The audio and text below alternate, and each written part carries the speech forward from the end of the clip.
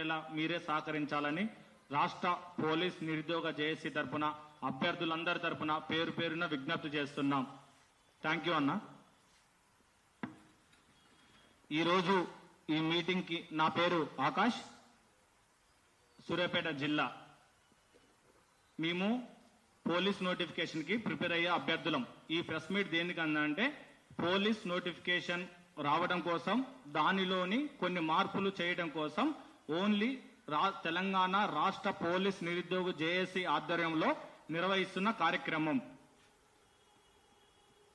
ఇప్పుడు మేము చెప్పబోయేది ఏంటంటే, గత 2022లో పోలీస్ నోటిఫికేషన్ వచ్చింది. దాని తర్వాత ఇంతవరకు పోలీస్ నోటిఫికేషన్ రాలేదు.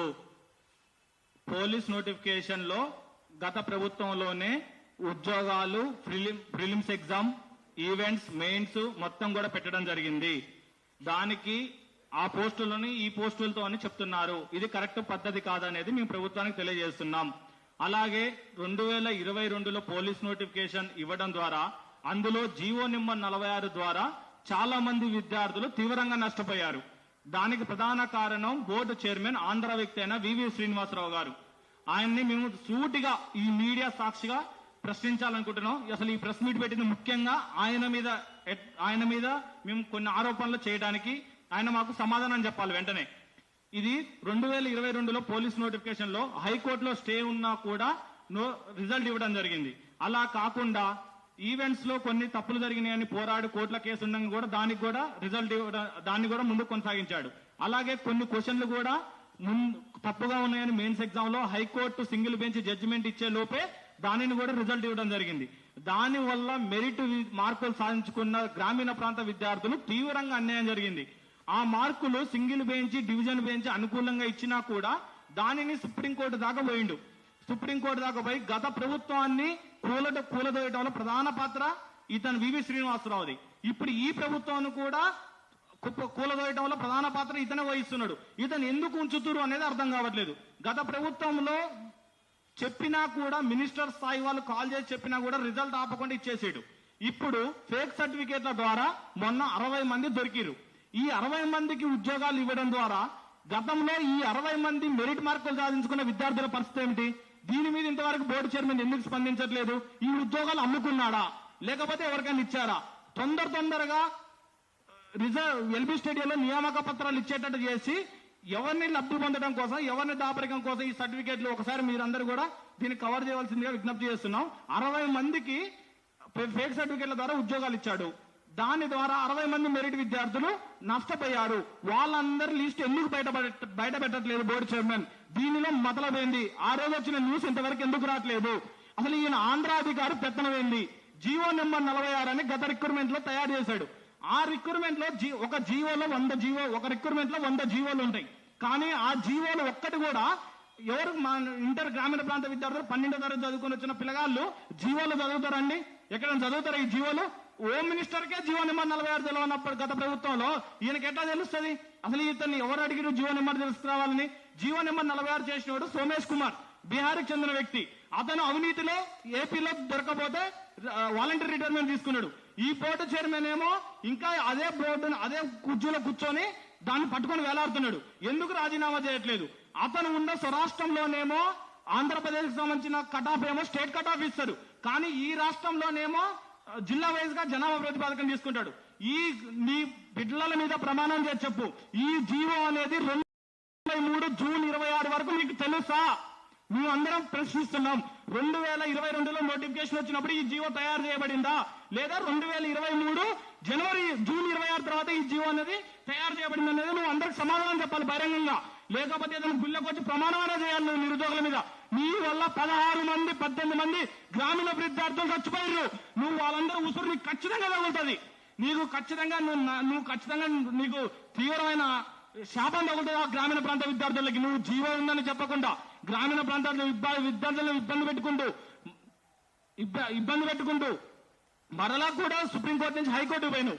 అలాగే ఈ గవర్నమెంట్ కూడా, కాంగ్రెస్ గవర్నమెంట్ కూడా గత ప్రభుత్వంలో జరిగిన తప్పులను మీరు రాగానే కూడా నోటిఫికేషన్ లో జీవో నెంబర్ 46 రద్దు చేసి నష్టపోయిన గ్రామీణ ప్రాంత విద్యార్థులకు న్యాయం చేస్తామని హామీ ఇచ్చారు. కానీ తిరిగి కాళ్ళు చెప్పులు అరుగుతున్నాయి కానీ ఇంకా న్యాయం దక్కట్లేదు. దీనిలో ఉన్న మతలబేంది? ఓట్లేసింది మేమా బోర్డు చైర్మన్? మేము అడిగినప్పుడు బోర్డు చైర్మన్ మా బోర్డు చైర్మన్ చెప్తున్నానని అడుగుతున్నారు. బోర్డు చైర్మన్ కన్నా అధికారం మీకెక్కువ ఉందా, బోర్డు చైర్మన్కి ఎక్కువ ఉందా? మేము సూటిగా అడుగుతున్నాం. ఓట్లేసింది మేము. గన్మెన్ ఈ రోజు మేము వస్తుంటే గన్మెన్లు నెట్టేస్తారు. ఆ గన్మెన్లు రావడానికి గల కారణం మేము. గుర్తుపెట్టుకోవాలి ప్రతి ఒక్కరు. ఈ లైవ్ చూడండి, మా కళ్ళల్లో కన్నీళ్ళు వస్తున్నాయి. మేము ఏ రాజకీయ పార్టీ తరఫున కాదు, మేము అందరం మీ చుట్టూ తిరిగిన విద్యార్థులే, మీతో తిరిగిన విద్యార్థులమే డైలీ. కానీ మాకు ఎందుకు న్యాయం చేయట్లేదు? 18 మంది విద్యార్థులు చచ్చిపోయారు. 4 జిల్లాలనే కాంగ్రెస్ పార్టీ వచ్చింది. ఉమ్మడి నల్గొండ జిల్లా, మహబూబ్ నగర్ జిల్లా, వరంగల్ జిల్లా, నల్గొండ జిల్లా, ఈ 4 జిల్లాల కాంగ్రెస్ పార్టీ అధికారం రావడం జరిగింది. కానీ జీవో నెంబర్ 46 మీద కమిటీకి అధ్యక్షుని ఎవరు వేసారు? సంగారెడ్డికి చెందిన దామోదర్ రాజు నరసింహను కమిటీకి అధ్యక్షుని వేయడం ద్వారా ఆయన జిల్లాలో మంచి ఉద్యోగాలు వచ్చినాయి. కానీ ఆయన జిల్లాలో మంచి ఉద్యోగాలు వచ్చినప్పుడు ఆయన నష్టమైన జిల్లాలకు న్యాయం చేస్తాడా? ఈ 4 జిల్లాల నుంచి గెలిచిన ఎమ్మెల్యేలు ఏం చేస్తున్నారు? మేము సూటిగా అడుగుతున్నాం. మిమ్మల్ని ఏం తిట్టడానికి రాలేదు, మేము మిమ్మల్ని సూటిగా అడుగుతున్నాం.